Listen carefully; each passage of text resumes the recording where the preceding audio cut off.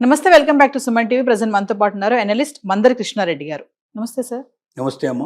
Sir, అమెరికాలో ఇప్పుడు hire చట్టం అమలు అవబోతుందంట. అంటే ఇది H1B ఫీజ్ కంటే చాలా ప్రమాదకరం అని చెప్పేసి, మరి మన ఇండియన్స్ కి ఇది చాలా బ్యాడ్ న్యూస్, ఇది ఒక షాక్ అని అంటున్నారు. అసలు ఏంటి హైర్ చట్టం అంటే? ట్రంప్ విధానాల్లో ఇంకొక సీరియస్ గా ఆలోచిస్తున్నది. అవకాశం ఉంటే 2026 జనవరి నుంచి అమలు చేద్దాం అన్నటువంటి ప్రయత్నం చేస్తున్నటువంటి మరొక చట్టం హైర్ చట్టం. అంటే ఏవైనా ఒక ఎంప్లాయీని మనం హైర్ చేసుకోవడం, తాత్కాలికంగా తీసుకుంటే ఎంప్లాయీని కానీ పర్మనెంట్ బేస్లో తీసుకున్న కూడా తక్కువే కదా. అంటే ఒక ఎంప్లాయీ యొక్క సేవల్ని మనం తీసుకుంటున్నాం, దాన్ని హైర్ అంటున్నాం మనం. అంటే ఎంప్లాయీ మన దగ్గర పనిచేయడానికి కూడా ఉంటాయి, మనకు హైర్ చేయడానికి వచ్చినట్టు లెక్క అన్నట్టు. ఎందుకు ఈ హైర్ చట్టం తేవాలని ట్రంప్ సీరియస్గా ఆలోచిస్తున్నాడంటే, అమెరికన్ సిటిజన్స్ని ఎంప్లాయీస్గా తీసుకోవడానికి చాలా వరకు కంపెనీలు సుముఖంగా లేవు. మొదటిది ఏమిటంటే, అమెరికన్ చట్టాల ప్రకారంగా అమెరికన్ సిటిజన్ని తీసుకుంటే ఖచ్చితంగా ఇంత అమౌంట్ పే చేయాల్సింది. లేబర్ చట్టాల ప్రకారంగా ఇలాంటి జాబ్స్కి ఇంత అమౌంట్, ఇలాంటి జాబ్స్కి ఇంత అమౌంట్ అని ఆల్రెడీ ఒక సెట్ చేసి పెట్టారు. అంతకన్నా తక్కువగా జీతాలు ఇవ్వడానికి వీల్లేదు, అంతకన్నా భత్యాలు ఇంతకన్నా తక్కువ ఇవ్వడానికి వీల్లేదు. అవన్నీ ఖచ్చితంగా ఇచ్చి తీరాల్సిందే. అంత మొత్తంలో జీతభత్యాలు ఇచ్చి వాళ్ళని పెట్టుకున్నా కూడా రెండోది వాళ్ళు చేసే పని ఏంటంటే టైమింగ్స్. పర్ఫెక్ట్ టైంకి వచ్చేస్తారు, పర్ఫెక్ట్ టైంకి దిగిపోతారు. ఇండియన్స్ అయితే లేదా ఇతర దేశాల నుంచి వచ్చిన వాళ్ళు అయితే వాళ్ళు టైమ్స్ చూడరు. అవసరమైతే 3-4 అవర్స్ ఎక్కువైనా సరే పని చేసేస్తారు. సండేస్ అండ్ హాలిడేస్ కూడా కావాలంటే కూడా వాళ్ళు వచ్చి వర్క్ చేస్తారు.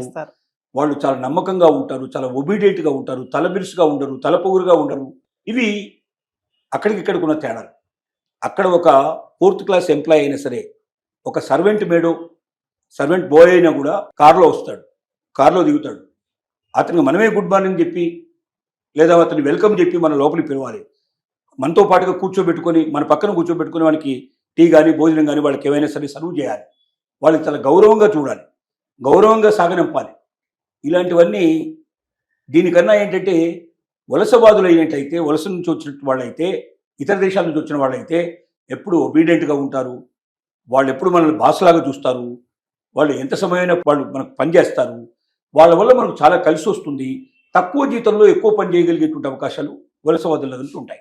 అదే అమెరికన్స్నే తీసుకుంటే సిటిజన్స్ను ఇవన్నీ కోల్పోవాల్సిన పరిస్థితి పడుతుంది. లాభాలు తగ్గుతాయి, టైమింగ్స్ తగ్గడం వల్ల ఎమర్జెన్సీ వర్క్ చేయించాల్సిన పరిస్థితులు ఎగిరిపోతాయి. చాలా ఇబ్బందులు, చాలా కష్టాలు వస్తున్నాయి. అంటే కంపెనీలు హాయిగా ఆనందంగా పనిచేసుకుంటూ లాభాల ఆర్జన చెయ్యాలి అంటే వలస నుంచి వచ్చిన వాళ్ళైతేనే దీనికి ఫిట్ అవుతారు. రెండోది, వాళ్లకున్నంత మేధస్సు, వాళ్లకున్నంత తెలివితేటలు, వాళ్లకున్నటువంటి గుణాలు ఏవైతే ఉన్నాయో, కావాల్సిన గుణాలు, కంపెనీకి కావాల్సిన గుణాలు ఎక్కువ భాగం ఇతర దేశాల నుంచి వస్తున్న వాళ్ళ దగ్గరే ఉన్నాయి. అలాంటి ఎమినెంట్ పర్సన్స్ని సెలెక్ట్ చేసి తీసుకుంటున్నారు వాళ్ళు. ఇక్కడ అలాంటి వాళ్ళు దొరకడం లేదు.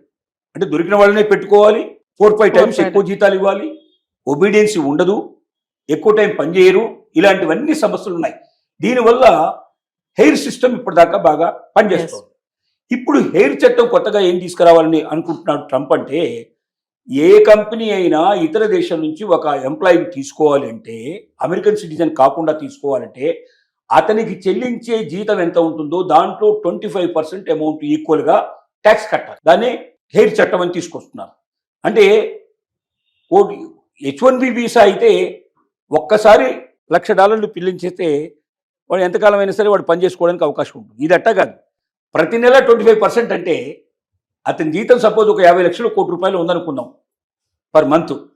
దాంట్లో 25% ఎగిరిపోతుంది.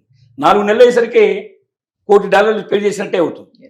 అంటే జీవితాంతం పే చేయాలి. ఎన్నాళ్ళు అయితే అతను పనిచేస్తాడో అన్నాళ్ళు పే చేసుకుంటూ పోవాలి. ఇది పెద్ద గుడిబండలాగా తయారైపోతుంది. కాబట్టి హైర్ చట్టం తీసుకొచ్చినట్టయితే దాదాపుగా 80-90% ఇతర దేశాల నుంచి వచ్చేటువంటి టోటల్గా తగ్గిపోతుంది. అదిగాక H1B వీసాకు సంబంధించినటువంటి చట్టాన్ని మరి అమలు చేయాలంటే అక్కడ సెనెట్లో కొంచెం గొడవలు వచ్చేటువంటి అవకాశాలు ఏర్పడ్డాయి. అక్కడ చట్టాలు కూడా ఒప్పుకోవట్లేదు, అక్కడ ఉన్నటువంటి కోర్టులు కూడా దానికి వ్యతిరేకిస్తున్నాయి. కానీ హైర్ చట్టాన్ని వ్యతిరేకించడానికి అవకాశం ఉండదు. వీసా వేరు, ఇక్కడ ఉండేటువంటి హైర్ చట్టం వేరు, రెండింటి మధ్య తేడా ఉంది. వీసా అనేది ఇతర దేశాల వాళ్ళు మన దేశంలో ప్రవేశించడానికి ఇచ్చేటువంటి ఒక అవకాశం. అది మన దేశం వాళ్ళు ఇతర దేశాలకు వెళ్ళాలంటే కూడా మనకు అవకాశం ఉంది. కాబట్టి ఒక దేశం వాళ్ళని మనం రిస్ట్రిక్ట్ చేస్తే రేపు పొద్దున మన దేశం వాళ్ళని వేరే వాళ్ళు రిస్ట్రిక్ట్ చేస్తారు. కాబట్టి అలాంటి చట్టాలు ఒప్పుకోవడానికి కష్టం. కానీ హెయిర్ చట్టాన్ని ఒప్పుకోవడానికి పెద్ద కష్టమైన విషయం కాదు. అది 100% ఆమోదించే అవకాశాలు ఉన్నాయి.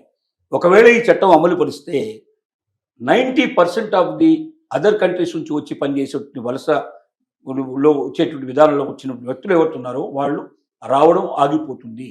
కంపెనీలు ఆ సాహసం చేసే ప్రయత్నం చెయ్యవు. అప్పుడు ఏదో రకంగా అమెరికాలో ఉండే వాళ్ళని తయారు చేసుకుంటూ, అమెరికాలో ఉండే వాళ్ళని డెవలప్ చేసుకోవడానికి ప్రయత్నం చేస్తూ, అవసరమైతే వాళ్ళే ట్రైనింగ్ను డెవలప్ చేసి వాళ్ళే మలుచుకోవడానికి ప్రయత్నం చేస్తారు తప్ప ఇతర దేశాల వాళ్ళని వచ్చే అవకాశాలు పూర్తిగా ఆగిపోతాయి. దానివల్ల అమెరికన్స్కి ఉద్యోగాలు ఖచ్చితంగా దొరుకుతాయనే ఉద్దేశంతో హెయిర్ చట్టాన్ని తీసుకురావడానికి ఉద్యుక్తుడవుతున్నాడు ట్రంప్. అది తొందరలోనే అమలు చేసే అవకాశం ఉంది. అంటే వైట్ కాలర్ ఉద్యోగులు ఎవరైతే ఉంటారో వాళ్ళు ఎవరిని కూడా ఇండియాకి రాకుండా చేయడానికి ఈ ప్లాన్ అనుకోవచ్చు అంటారా? ఇప్పుడు బ్లూ కాలర్ ఉద్యోగాలని కొన్ని ఉన్నాయి, వైట్ కాలర్ ఉద్యోగాలు ఉన్నాయి. ఇంట్లో రకరకాలుగా ఉంటాయి. అంటే ఏం లేదు, బయటకు పోయి పనిచేసేవి కొన్ని, ఆఫీస్లో ఉండి పనిచేసేవి కొన్ని సుఖవంతంగా పనిచేసేవి కొన్ని, కొంచెం కష్టంతో పనిచేసేవి కొన్ని, ఇట్లా రకరకాల బట్టి వైట్ బ్లూ రకరకాల పేరు పెట్టారు. ఇప్పుడు బ్లూ కాలర్ ఉద్యోగాలన్నీ కూడా ఇప్పుడు చైనాకి వెళ్ళిపోయినాయి. ఇక్కడ అమెరికాలో బ్లూ కాలర్ ఉద్యోగాలని ఆల్మోస్ట్ ఆల్ తగ్గించే ప్రయత్నం జరిగింది. చైనాకి ఎక్కువగా వెళ్తున్నారు వాళ్ళు. ఇక వైట్ కాలర్ జాబ్స్ ఎక్కువ మాత్రం ఇండియాకి వస్తున్నాయి ఇప్పుడు మొత్తం కంపెనీ. ఎందుకంటే ఎక్కువగా వాళ్ళు ఆఫీస్లో కూర్చొని చేసే పని ఎక్కువగా ఉంటుంది, కదలకుండా కూర్చొని చేసే పని ఎక్కువ ఉంటుంది, మెదడుతో చేసే పని ఎక్కువ ఉంటుంది. ఇవి వైట్ కాలర్ జాబ్స్. ఈ జాబ్స్ లో ఇప్పుడు అత్యధికంగా ఉన్న వాళ్ళు ఎవరంటే ఇండియన్స్. కాబట్టి ఆ జాబ్స్ కూడా ఇండియన్స్ కి రానియకుండా, ఇతర దేశాల్లోకి రానియకుండా అవి కూడా వాళ్ళకే ఇచ్చేట్టు ఏర్పాటు చేయాలనేది ట్రంప్ యొక్క ఆలోచన. పోనీ హెయిర్ చట్టమే ఇంత ప్రమాదకరంగా ఉంది అంటే ఇంతకన్నా ప్రమాదకరమైనది మరొకటి తీసుకురావాలని ఆలోచనలో ఉన్నాడు. అదేమిటంటే ఏవైతే ఇప్పుడు అవుట్ సోర్సింగ్ విధానంలో సేవలు అందుకుంటున్నారో, అంటే అమెరికాలో కంపెనీ డైరెక్ట్గా పెట్టడానికి వీలేని వాళ్ళు అమెరికాకు మనుషులందరినీ తీసుకెళ్లి అక్కడ సేవలు తీసుకోలేసిన వాళ్ళు లేరు, ఇండియా నుంచే సర్వీసెస్ తీసుకుంటున్నారు. ఉదాహరణకి ఒక హాస్పిటల్ లోపల ఆ రోజు ఎంతమంది పేషెంట్స్ వచ్చారో అంతమంది పేషెంట్స్ సంబంధించినటువంటి బ్లడ్ కానీ, లేకపోతే మిగిలిన వివరాలు కానీ, తర్వాత వాళ్ళకి సంబంధించినటువంటి అన్ని డాక్యుమెంట్స్ అన్నీ కానీ అక్కడ ఏం చేస్తారంటే పేషెంట్ రికార్డులో ఇవన్నీ కూడా వచ్చేటట్టుగా భద్రపరుస్తారు. అంటే ఆ పేషెంట్కు కొత్తగా చేసినవి పాతవి అన్ని కలిపి ఒకే దాంట్లో రికార్డులో ఉంటాయి. ఆ నెంబర్ కొట్టంగానే ఆ పేషెంట్కి ఒక నెంబర్ ఇస్తారు. ఆ పేషెంట్ నెంబర్ కొట్టంగానే ఆ పేషెంట్ సంబంధించిన మొత్తం కంప్లీట్గా డేటా, అతను పుట్టినప్పటి నుంచి అప్పటిదాకా ఉండేటువంటి మొత్తం ఇన్ఫర్మేషన్ అంతా బయటకు వస్తుంది. అతనికి ఎన్నిసార్లు ఆపరేషన్ జరిగింది, ఏం చేశారు, ఏం జరిగింది, ఆరోగ్యపరంగా అతనికి ఉన్నటువంటి ప్రతి లక్షణం, ప్రతి సంగతి తెలుస్తుంది. అంటే మళ్ళీ కొత్తగా పరీక్షలు చేయాల్సిన అవసరం లేకుండా వెంటనే వైద్యం మొదలు పెట్టడానికి అది ఉపయోగపడుతుంది. దానివల్ల సమయం కలిసి వస్తుంది, మనీ ఆదా అవుతుంది.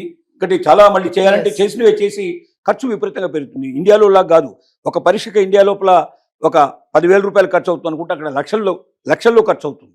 కాబట్టి వీటన్నిటిని నిరోధించడానికి అవకాశం ఉంటుంది. అది ఖచ్చితంగా మస్ట్ అన్నట్టు. అక్కడ ఉన్న చట్ట ప్రకారంగా ఒక పేషెంట్కు సంబంధించిన రికార్డ్స్ మొత్తం 100% అవైలబిలిటీ ఉండాల్సిన బాధ్యత గవర్నమెంట్ది. తర్వాత కొన్ని కంపెనీస్కి దాన్ని అవకాశం ఇచ్చారు. ఆ కంపెనీల పని ఏమిటంటే మొత్తం రికార్డ్స్ అన్ని భద్రపరచాలి. వాళ్ళు అన్ని హాస్పిటల్స్ నుంచి ఇన్ఫర్మేషన్ తీసుకొని భద్రపరచాలి. లేదా హాస్పిటల్స్కి అప్పచెప్పారు, మీ హాస్పిటల్లో ఎంతమంది పేషెంట్స్ వస్తారో అంతమంది సంబంధించిన రికార్డ్స్ మీ దగ్గర రెడీగా ఉండాలి. అది అక్కడే చేయాలంటే, అమెరికాలోనే ఇవన్నీ చేయాలంటే విపరీతమైన ఖర్చు వస్తుంది. ఒక పేషెంట్కు వాళ్ళు చేసే ఛార్జ్ కన్నా పేషెంట్స్ రికార్డులు భద్రపరచడానికి అయ్యేటువంటి ఖర్చు చాలా ఎక్కువ. కాబట్టి ఏం చేశారంటే పేషెంట్ సంబంధించిన ఇన్ఫర్మేషన్ మొత్తం వాళ్ళు ఏముంది ఆన్లైన్లో మొత్తం ఇన్ఫర్మేషన్ పంపించచ్చు, వాట్సాప్ రూపంలో, లేదా కాపీ చేసి పేస్ట్ చేసేస్తే ఇమీడియట్గా మొత్తం ఇన్ఫర్మేషన్ వచ్చేస్తుంది కంప్లీట్గా. దాన్ని తీసేసుకొని కంప్యూటర్కి పంపించచ్చు. అలా పంపించినప్పుడు ఇక్కడ వాళ్ళు ఏం చేస్తారంటే దాన్ని అంతా ఒక పేషెంట్ దాంట్లోకి వచ్చేటట్టుగా చేసి దాన్ని ఏ రూపంలో ఎలా పెట్టాలో, పీడిఎఫ్లో పెట్టాలో, మిగతా దాంట్లో పెట్టాలో అన్నీ పెట్టేసి కంప్లీట్ చేసి ఆ ఫైల్స్ తిరిగి రిటర్న్ చేస్తారు. అది పేషెంట్కు అక్కడ వాళ్ళు భద్రపరిచి పెడతారు. అంటే వాళ్ళకి ఏమవుతుందంటే అమెరికాకు ఎంప్లాయీస్ని తీసుకెళ్లాల్సిన అవసరం లేకుండానే అక్కడ అయ్యే ఖర్చులు ఒక 5%, 10% ఖర్చు పెడితే వాళ్ళకు ఇండియాలోనో లేకపోతే ఇతర దేశాల్లో నుంచో ఆ రికార్డ్స్ అన్ని చేసే అవకాశాలు ఉన్నాయి. అందులో అత్యధికమైన సర్వీసులు ఇండియా నుంచి పెడుతున్నాయి. 70% అవుట్ సోర్సింగ్ మొత్తం సంబంధించిన సర్వీసెస్ అమెరికాకు ఇండియా నుంచి అందుతున్నాయి. ఇప్పుడు ఈ అవుట్ సోర్సింగ్ అయ్యేటువంటి ఏదైతే ఖర్చు వస్తుందో, ఆదాయం ఖర్చు పెడుతున్నారో, అవుట్ సోర్సింగ్కి ఎంతైతే డబ్బు చెల్లిస్తున్నారో అమెరికా నుంచి అమెరికన్ కంపెనీస్, దాంట్లో 25% ట్యాక్స్ రూపం లోపల అమెరికా ప్రభుత్వానికి చెల్లించాలని కండిషన్ తీసుకురాబోతున్నాడు. ఇది పెడితే చాలా కంపెనీలు అవుట్ సోర్సింగ్ ఆపేసే అవకాశం ఉంది. అవుట్ సోర్సింగ్ ఆపేస్తే మనకు వచ్చే జీడిపిలో 65% జీడిపి, అంటే 100 రూపాయలు మనకు ఆదాయం వస్తుంది అంటే కేంద్ర ప్రభుత్వానికి, దాంట్లో 65 రూపాయలు సుమారుగా అవుట్ సోర్సింగ్ ద్వారానే, సర్వీసెస్ ద్వారా, మొత్తం సేవల్లో వస్తుంది. ఆ మొత్తం సేవల్లో ఎక్కువ భాగం విదేశాల నుంచి వచ్చేటువంటి దాంట్లో అమెరికా నుంచి వచ్చేది 70% సుమారుగా ఉంది. అంటే ఇంత పెద్ద మొత్తంలో వచ్చేటువంటి డబ్బు ఆగిపోతే ఇండియన్ ఎకానమీకే పెద్ద దెబ్బ తగిలే అవకాశం ఉంది. ట్రంప్ యొక్క మూడవ ఆలోచన ఏమిటంటే అమెరికా వాళ్ళకి ఉద్యోగం ఇప్పించాలని ఒక ఆలోచన అయితే, ఇతర దేశస్తుల వాళ్ళని తగ్గించాలని ఇంకొక ఆలోచన అయితే, భారతదేశాన్ని దెబ్బ కొట్టాలనే ఆలోచన మూడవ ఆలోచన. భారతదేశాన్ని ఎందుకు దెబ్బ కొట్టాలనుకుంటున్నాడంటే, ప్రపంచ దేశాల్లో ఇప్పుడు భారతదేశం మనకు ఉన్న ప్లేస్ లోపల 4th ప్లేస్లో ఉన్నట్టుంది, దాన్ని 3rd ప్లేస్ నుంచి 1st ప్లేస్కి వచ్చే అవకాశాలు మూడో దేశం నుంచి ఇప్పుడు ఒకటో దేశం రావడానికి మనం ప్రయత్నం చేస్తూ ఉన్నాం. ఈ ఒకటో దేశంగా వచ్చి అమెరికాను కూడా మించిపోవడానికి అతి ఉరకలు వేస్తున్న దేశం ఏంటంటే భారతదేశం. ఇంకా వేరే వాళ్ళు ఎవరు ఈ కాంపిటీషన్లో లేరు ప్రస్తుతానికి. అంటే భారతదేశాన్ని ఏమాత్రం కూడా ఎంకరేజ్ చేసినా, భారతదేశాన్ని మనం ఏవి మనకు జాగ్రత్త తీసుకోకపోతే, భారతదేశాన్ని మనం కంట్రోల్ చేయకపోయినట్టయితే, ఈ దేశం అమెరికాను డామినేట్ చేసి నెంబర్ 1 దేశంగా ప్రపంచం లోపల best country, greatest country, number 1 place country కావాలని మోడీ చాలా పథకాలు వేశాడు, ప్లాన్లు వేశాడు.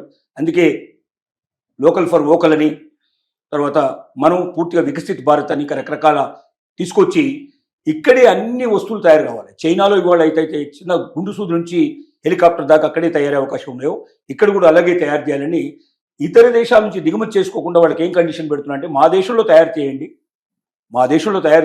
మీరే తయారు చేయండి, కానీ మా దేశంలో తయారు చేయండి, మా దేశంలో ఉన్న వాళ్ళకి అవకాశాలు కల్పించండి, మాకు పన్నుల రూపంలో మాకు దాని మీద కలెక్షన్ వచ్చేది చేయండి, తద్వారా మీకు ఎక్కువ రాయితీలు ఇస్తామని చెప్పి ప్రయత్నం చేస్తూ ఉన్నాను. ఇందువల్ల భారతదేశం అమెరికాను డామినేట్ చేయడం ఖచ్చితంగా జరుగుతుందని ట్రంప్కు అర్థమైపోయింది.